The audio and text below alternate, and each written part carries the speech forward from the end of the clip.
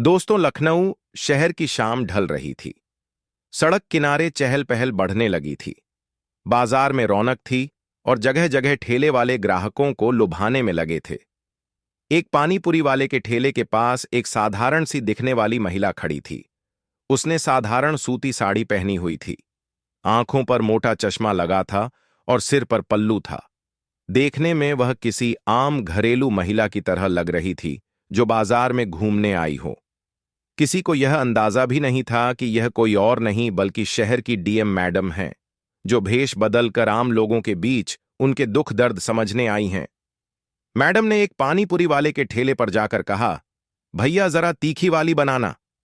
पानीपुरी वाले ने मुस्कुराते हुए जवाब दिया, हाँ मैडम, बहुत मजेदार बनाऊंगा। वह उन्हें कुरकुरी पूरी में मसालेदार पानी भरकर देने लगा। पहला ही कैर खाते ही मैडम को एहसास हुआ कि यह सच में बेहद स्वादिष्ट था। उन्होंने और भी पानी पूरी खाने का इशारा किया।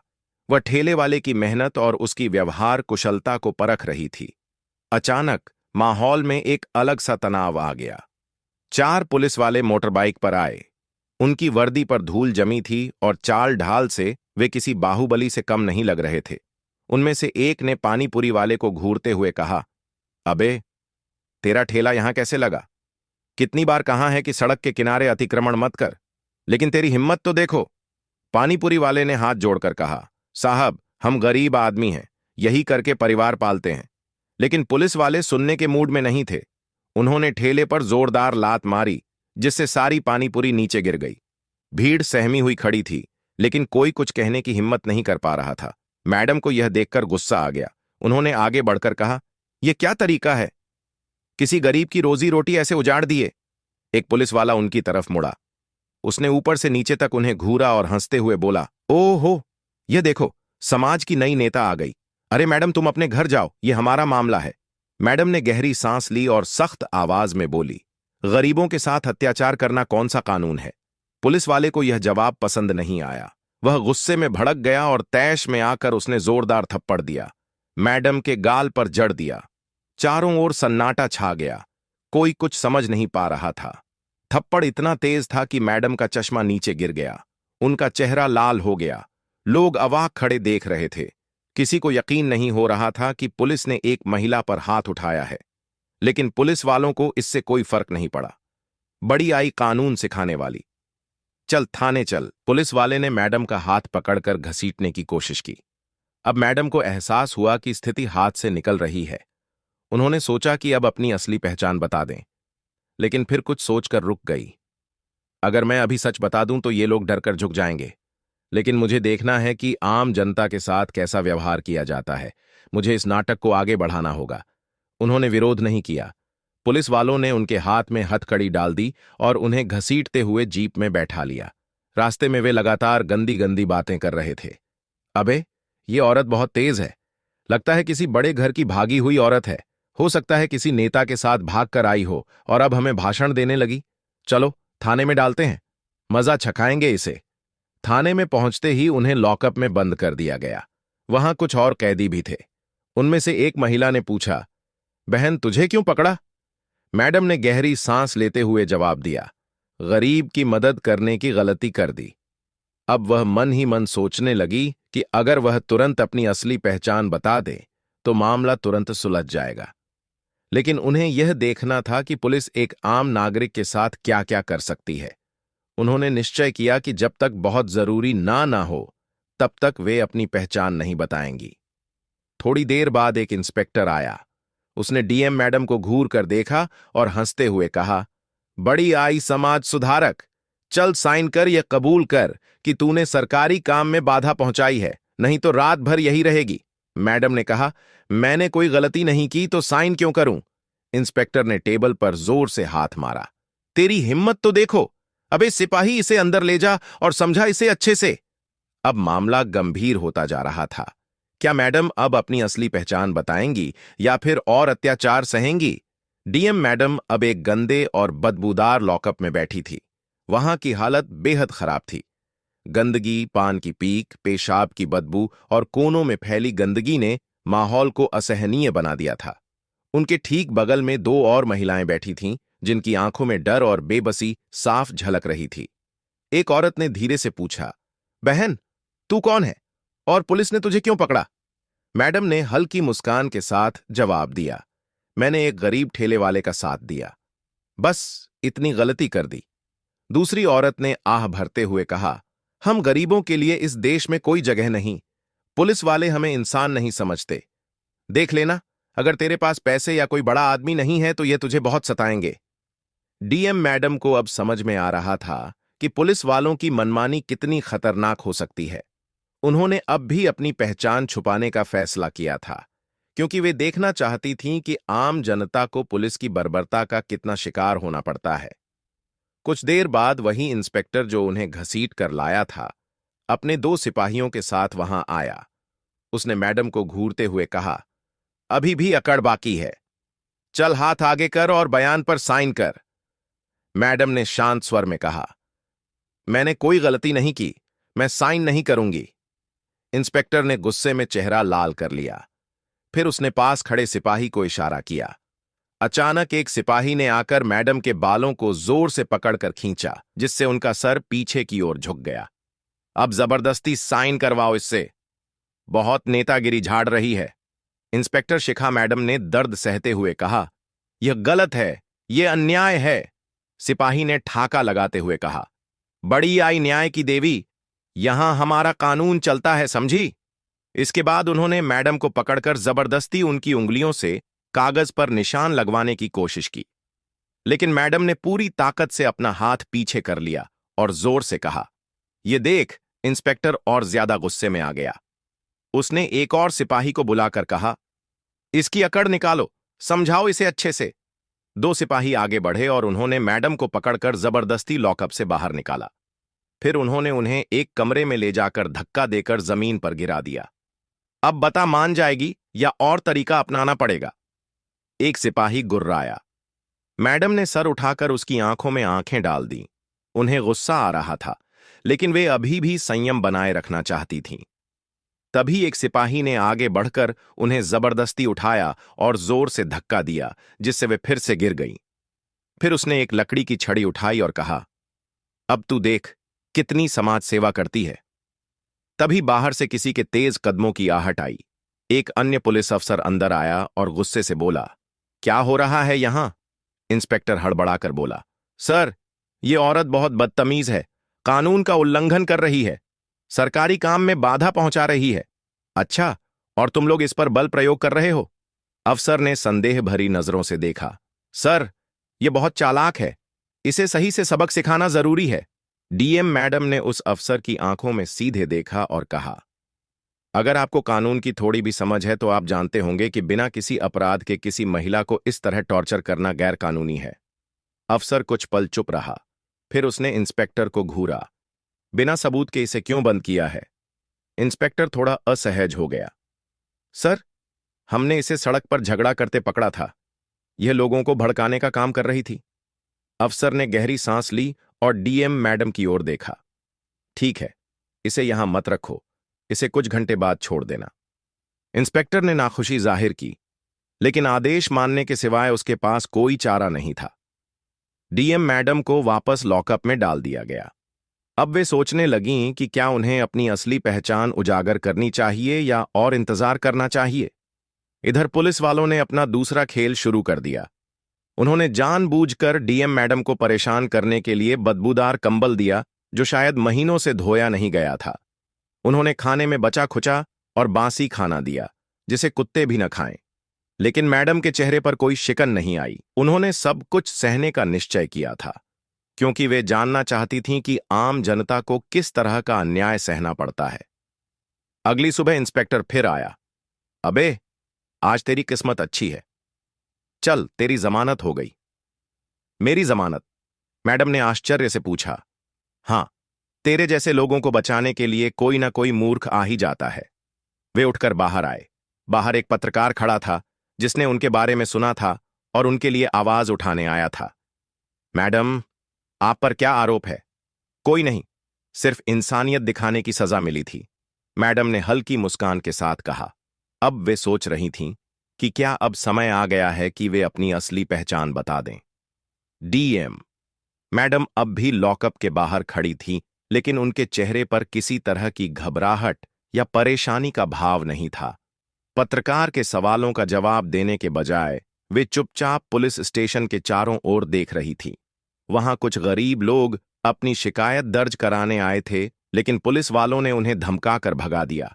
एक बूढ़ी महिला रोती हुई कह रही थी, साहब, मेरे बेटे को बिना वजह पकड़ लिया गया है। मैं आपसे हाथ जोड़ती हूं, प्लीज मेरी बात सुनिए। लेकिन वहां बैठे दारोगा ने उसकी ओर देखा तक नहीं, उल्टा उसे धमकाने लगा, भाग यहां से वरना तुझे भी अंदर डाल दूंगा। मैडम का खून खौल उठा, लेकिन वे अब भी खुद पर काबू रखे हुए थीं। उन्हें अपनी पहचान बताने का सही वक्त चाहिए था। उन्होंने देखा कि एक पुलिस वाला उनकी तरफ बढ़ रहा था, जो शायद पत्रकार के सवालों से बचने के लिए उन्हें जल्दी से वहां से हटाना चाहता था। चल भाग यहां से, तुझे जमानत मिल गई, अब ज्यादा तमाशा मत कर। वह पुलिस वाला गुर्राया। मैडम ने एक गहरी सांस ली और धीमे स्वर में कहा, जमानत किसने दी? तेरे बाप ने नहीं दी, कोई और आया होगा, तुझे क्या फर्क पड़ता है? पुलिस वाला हंसा। पत्रकार ने तुरंत सवाल किया, मैडम, क्या आप हमें बता सकती हैं कि आपको किस आधार पर गिरफ्तार किया गया था और क्या पुलिस ने आपके साथ कोई अनुचित व्यवहार किया? मैडम ने कुछ देर सोचा और फिर मुस्कुराते हुए कहा, अब समय आ गया है। उन्होंने जेब से अपना फोन निकाला और किसी को कॉल लगाया। दूसरी तरफ से आवाज आई, जी मैडम, आदेश दीजिए। अब पुलिस वालों के चेहरे पर हैरानी छा गई। इंस्पेक्टर, जो अब तक अकड़ कर खड़ा था, चौकन्ना हो गया। उसने पास खड़े सिपाही से धीरे से पूछा, ये औरत कौन है सर? कोई गरीब लगती थी, लेकिन अब शक हो रहा है, कहीं कोई बड़ी अफसर तो नहीं? सिपाही ने जवाब दिया। मैडम ने फोन पर कहा, 5 मिनट में पुलिस स्टेशन आओ और डीएम ऑफिस की पूरी टीम को लेकर आओ। अब इंस्पेक्टर के माथे पर पसीना छलक आया। उसने घबराकर पूछा, अबे कहीं ये कोई बहुत बड़ी अफसर तो नहीं? थोड़ी ही देर में पूरे पुलिस स्टेशन में हड़कंप मच गया। सायरन बजाती हुई कई गाड़ियां आकर रुकी। सबसे पहले एक सरकारी गाड़ी से एक बड़ा अधिकारी उतरा, फिर कुछ अन्य पुलिस अफसर। अब डीएम मैडम ने एक कदम आगे बढ़ाया, अपने बालों को ठीक किया और पूरी शान के साथ कहा, मैं जिला अधिकारी हूं। इतना सुनते ही इंस्पेक्टर और बाकी पुलिस वाले हक्के बक्के रह गए। इंस्पेक्टर के पैर कांपने लगे, उसकी आंखें चौड़ी हो गईं और मुंह से एक शब्द नहीं निकला। जिन पुलिस वालों ने कल तक डीएम मैडम को थप्पड़ मारा था, बदतमीजी की थी, वे अब अपने की पर पछता रहे थे। पत्रकार ने तुरंत कैमरा ऑन कर दिया और कहा, जिले के डीएम को ही पुलिस वालों ने पीट दिया, उन्हें जेल में डाल दिया। क्या इस जिले में पुलिस का कानून ही चलता है? मैडम ने एक गहरी सांस ली और पूरी ताकत से कहा, आज मैंने अपनी आंखों से देखा कि आम आदमी को पुलिस स्टेशन में किस तरह टॉर्चर किया जाता है। गरीबों की सुनवाई नहीं होती, महिलाओं के साथ बदसलूकी की जाती है और पुलिस खुद को भगवान समझने लगी है। लेकिन अब यह सब नहीं चलेगा। इंस्पेक्टर घुटनों के बल गिर गया। मैडम, हमें माफ कर दीजिए, हमें नहीं पता था कि आप। मैडम ने गुस्से से उसकी बात काट दी। अगर मैं डीएम नहीं होती तो क्या तुम मुझे इसी तरह पीटते रहते? इसी तरह एक गरीब महिला को टॉर्चर करते पूरे पुलिस स्टेशन में सन्नाटा छा गया। जो पुलिस वाले कल तक रौब झाड़ रहे थे, अब उनकी जुबान बंद हो गई थी। मैडम ने फोन उठाया और कहा, सभी दोषी पुलिस वालों को तुरंत निलंबित करो और उनके खिलाफ सख्त कार्रवाई शुरू करो। आज से इस जिले में किसी भी आम नागरिक के साथ ऐसी ज्यादती नहीं होनी चाहिए। इंस्पेक्टर और बाकी पुलिस वाले अब कांप रहे थे। वे जानते थे कि उनका करियर खत्म हो चुका है। पूरा पुलिस स्टेशन अब सन्नाटे में डूब चुका था। जिन पुलिस वालों ने कल तक डीएम मैडम को थप्पड़ मारा था, बदतमीजी की थी, बेशर्मी से बातें की थीं, वे सब अब घुटनों के बल गिरे हुए थे। इंस्पेक्टर के होंठ कांप रहे थे। उसका चेहरा सफेद पड़ चुका था। वह बार बार हाथ जोड़कर गिड़गिड़ा रहा था, मैडम, हमें माफ कर दीजिए, हमसे गलती हो गई। हमें नहीं पता था कि आप। लेकिन डीएम मैडम के चेहरे पर अब भी वही कठोरता थी, वही तेज था जो एक ईमानदार अधिकारी के चेहरे पर होना चाहिए। उन्होंने ठंडे स्वर में कहा, अगर मैं डीएम नहीं होती तो क्या तुम मुझे ऐसे ही पीटते रहते, ऐसे ही गालियां देते? क्या किसी भी आम महिला के साथ ऐसा ही बर्ताव करते? इंस्पेक्टर सिर झुकाकर खड़ा रहा, शांत रहा। उसके पास कोई जवाब नहीं था, लेकिन उसके बगल में खड़े कुछ अन्य पुलिसकर्मियों के चेहरों पर अब भी घमंड झलक रहा था, जैसे उन्हें यकीन ही ना हो रहा हो कि वे इतने बड़े मुसीबत में फंस चुके हैं। मैडम ने चारों ओर नजर घुमाई। वहां कुछ पत्रकार लाइव रिपोर्टिंग कर रहे थे। कैमरे ऑन थे। पूरा मामला मीडिया में फैल चुका था। मैडम ने गहरी सांस ली और कहा, सुनो, जितने भी लोग यहां मौजूद हैं वे गवाह रहेंगे कि इस थाने में कैसा अत्याचार होता था। मैंने खुद देखा है कि एक बुजुर्ग महिला को यहां से भगा दिया गया, एक गरीब मजदूर की शिकायत तक नहीं सुनी गई, और मुझे तो जेल में बंद करके मारा पीटा गया। ये कैसा न्याय है? इतना कहते ही पीछे से कई गरीब लोग आगे आ गए। वे सब रो रो कर डीएम मैडम के पैरों में गिर पड़े। मैडम, हमें न्याय दिलाइए। ये पुलिस वाले रोज हमसे पैसे लेते हैं, झूठे केस में फंसाते हैं, हमारी बहू बेटियों को परेशान करते हैं। एक बूढ़ा आदमी चीख पड़ा। अब डीएम मैडम की आंखों में क्रोध साफ झलक रहा था। उन्होंने तुरंत अपने द्वारा बुलाए गए अधिकारियों को आदेश दिया, इन सभी पीड़ितों की शिकायतें दर्ज करो और यह सुनिश्चित करो कि आज से इस थाने में कोई भी व्यक्ति बेवजह परेशान न किया जाए। आज से इस जिले में पुलिस के नाम पर गुंडागर्दी नहीं चलेगी। फिर उन्होंने फोन उठाया और सीधे उच्च अधिकारियों को कॉल लगाया। हेलो सर, मैं इस जिले की डीएम बोल रही हूं। मैंने खुद पुलिस के अत्याचार को झेला है। मैं खुद इस थाने में पीटी गई हूं। मैं चाहती हूं कि इस पूरे थाने की जांच हो और दोषी पुलिस वालों को तो तुरंत निलंबित किया जाए। अब तक इंस्पेक्टर की हालत इतनी खराब हो चुकी थी कि उसके हाथ पैर सुन्न पड़ चुके थे। उसने पास खड़े सिपाही से फुसफुसाकर कहा, अबे हम तो बर्बाद हो गए। हमें पता ही नहीं था कि जिस औरत को थप्पड़ मारे थे वो खुद जिले की डीएम निकलेगी। लेकिन अब पछताने से कोई फायदा नहीं था। कुछ ही देर में जिले के सबसे बड़े अधिकारी वहां पहुंच चुके थे।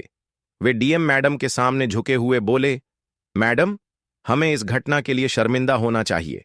जो कुछ भी हुआ वह बहुत निंदनीय है। हम आपको विश्वास दिलाते हैं कि दोषी पुलिस वालों के खिलाफ सख्त कार्रवाई की जाएगी। मैडम ने गहरी सांस ली और कहा, मैं चाहती हूं कि इस थाने में हर जगह सीसीटीवी कैमरे लगाए जाएं ताकि कोई भी व्यक्ति बेवजह प्रताड़ित न हो। मैं खुद यहां आकर इसकी जांच करूंगी। फिर उन्होंने इंस्पेक्टर की ओर देखा और कहा, तुमने अपने वर्दी की इज्जत को तार तार कर दिया। तुम्हारी नौकरी तो गई ही गई, अब जेल भी जाना पड़ेगा। इंस्पेक्टर की आंखों से आंसू छलक पड़े। वह मैडम के पैरों में गिर पड़ा। मैडम, माफ कर दीजिए। मेरी बीवी और बच्चे भूखे मर जाएंगे। मेरी मां बीमार है, मैं बर्बाद हो जाऊंगा। लेकिन डीएम मैडम के चेहरे पर कोई दया नहीं थी। उन्होंने ठंडे स्वर में कहा, जब तुमने एक आम महिला को पीटा था तब क्या तुम्हें अपनी बीवी और बच्चों की याद आई थी? जब तुमने गरीबों से रिश्वत ली थी तब क्या तुम्हें अपनी मां का ख्याल आया था? पूरे पुलिस स्टेशन में सन्नाटा छा गया। इंस्पेक्टर अब सिर झुकाए खड़ा था। उसकी आंखों से आंसू बह रहे थे, लेकिन अब कुछ नहीं हो सकता था। डीएम मैडम ने मीडिया की ओर देखा और कहा, आज मैं यह संदेश देना चाहती हूं कि कोई भी कानून से ऊपर नहीं है। अगर पुलिस वाले जनता के रक्षक बनेंगे तो वे सम्मान पाएंगे, लेकिन अगर वे अत्याचारी बनेंगे तो उनके लिए कोई जगह नहीं होगी। अब पूरे जिले में यह खबर फैल चुकी थी। सोशल मीडिया पर वीडियो वायरल हो चुका था। लोग डीएम मैडम की ईमानदारी और साहस की तारीफ कर रहे थे। वहीं दोषी पुलिस वालों को उनके अंजाम तक पहुंचाने की तैयारी हो चुकी थी। समय बीत चुका था, लेकिन पुलिस वालों की आंखों में डर और पछतावा अभी भी मौजूद था। डीएम मैडम का फैसला अब पूरे जिले में चर्चा का विषय बन चुका था। मीडिया के कैमरे लगातार उनके आसपास मंडरा रहे थे, लेकिन डीएम मैडम ने इस सच्चाई से किसी भी प्रकार का समझौता नहीं किया। उन्होंने न केवल पुलिस वालों के खिलाफ सख्त कार्यवाही की, बल्कि उनके लिए एक उदाहरण पेश किया था। जिले में एक नई हवा चलने लगी थी। लोग अब पुलिस से डरने की बजाय उनकी जवाबदेही मांगने लगे थे। अधिकारी अब उन्हें अपनी गुनाहगार पर झुक कर नहीं देख सकते थे, क्योंकि डीएम मैडम ने सबको यह समझा दिया था कि अगर कोई शक्ति में है तो वह शक्ति का दुरुपयोग नहीं करेगा, बल्कि लोगों के भले के लिए उसका इस्तेमाल करेगा। इस घटना के बाद पुलिस विभाग में बदलाव की लहर आई। पुराने पुलिस वाले जो अपनी ताकत का गलत इस्तेमाल करते थे, उन्हें निलंबित कर दिया गया था। नए पुलिसकर्मी उनकी जगह आए जो लोगों की मदद के लिए समर्पित थे। डीएम मैडम ने यह सुनिश्चित किया कि हर एक अधिकारी अपना कर्तव्य निभाए और जो भी गलत करेगा वह कभी भी बच नहीं पाएगा। कुछ दिनों बाद एक सुबह डीएम मैडम ने मीडिया के सामने आकर एक बयान दिया। मुझे यह देखकर खुशी हो रही है कि इस जिले में अब लोगों का भरोसा पुलिस पर बढ़ने लगा है। लेकिन यह हमें समझने का समय है कि हमें अपने पद का इस्तेमाल न केवल कानून और आदेश के लिए बल्कि लोगों के भले के लिए भी करना चाहिए। अब हमें और अधिक मेहनत करनी होगी ताकि हम अपनी सेवा को हर नागरिक तक पहुंचा सकें और उन्हें यह यकीन दिला सकें कि पुलिस हर वक्त उनके साथ है। उनकी बातों ने जिले में एक नई आशा की किरण जगा दी थी। अब लोग पुलिस से डरने की बजाय उनके साथ खड़े थे। वे जान चुके थे कि अगर वे सच बोलेंगे तो उनके साथ डीएम मैडम जैसी ईमानदार अधिकारी खड़ी हैं। इंस्पेक्टर और उनके साथी पुलिस वाले अपनी अपनी सजा भुगत रहे थे। उन्हें यह एहसास हो चुका था कि उन्होंने एक गहरी गलती की थी जो न केवल उनके करियर को तबाह कर गई बल्कि उनकी इज्जत को भी नष्ट कर दिया। डीएम मैडम के फैसले ने उन्हें यह सिखाया था कि अगर आप अपनी ताकत का गलत इस्तेमाल करेंगे तो वह ताकत एक दिन आपके खिलाफ भी काम करेगी। हालांकि यह मामला अब समाप्त हो चुका था, लेकिन इसने एक सीख दी थी। इस घटना से यह साबित हुआ था कि हमारे समाज में सबसे अहम चीज ईमानदारी और इंसाफ है। कोई भी इंसान चाहे जितना भी बड़ा हो, वह कानून से ऊपर नहीं है।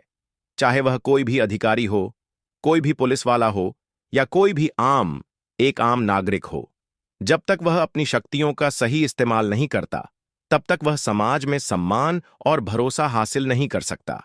डीएम मैडम ने अपनी ताकत का इस्तेमाल सिर्फ एक खतरनाक पुलिस वाले को सजा देने के लिए नहीं, बल्कि हर गरीब, हर कमजोर और हर इंसान के हक को वापस दिलाने के लिए किया था।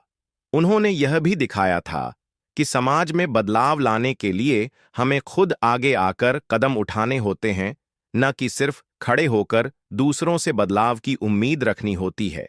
यह पूरी घटना हमें यह सिखाती है कि हमें अपने कर्तव्य को निभाने में डर नहीं लगना चाहिए, चाहे वह किसी के खिलाफ हो। ईमानदारी और स्वस्थ प्रयास से हर बड़े से बड़े समस्या का समाधान संभव है। हमें अपने जीवन में सच्चाई, ईमानदारी और कर्तव्य के प्रति निष्ठा बनाए रखनी चाहिए। तभी हम एक सशक्त और निष्ठावान समाज की ओर कदम बढ़ा सकते हैं। कहानी से हमें यह भी सीखा कि हम सब में बदलाव लाने की ताकत है। हम अगर गलत को नहीं सहेंगे और सही का साथ देंगे तो धीरे धीरे दुनिया में सच्चाई और इंसाफ की जीत होगी। किसी एक व्यक्ति के द्वारा उठाया गया सही कदम समाज को एक नई दिशा दे सकता है। इस कहानी से हमें यह सीख मिलती है कि हमें किसी भी तरह के अत्याचार के खिलाफ खड़ा होना चाहिए, चाहे हम किसी भी क्षेत्र में काम कर रहे हों, ताकि समाज में इंसाफ और सच्चाई की जीत हो। यह कहानी यह भी सिखाती है कि समाज में बदलाव लाने के लिए सिर्फ एक मजबूत इरादा और ईमानदार प्रयास की जरूरत होती है। अगर आपको यह कहानी पसंद आई हो तो कृपया लाइक और शेयर करें। हमारे चैनल को सब्सक्राइब करें ताकि ऐसी और भी प्रेरणादायक कहानियां आप तक पहुंच सकें, और इस कहानी के बारे में आपके विचार और सुझाव कमेंट सेक्शन में जरूर लिखें। आप सभी का बहुत बहुत धन्यवाद। जय हिंद, जय भारत।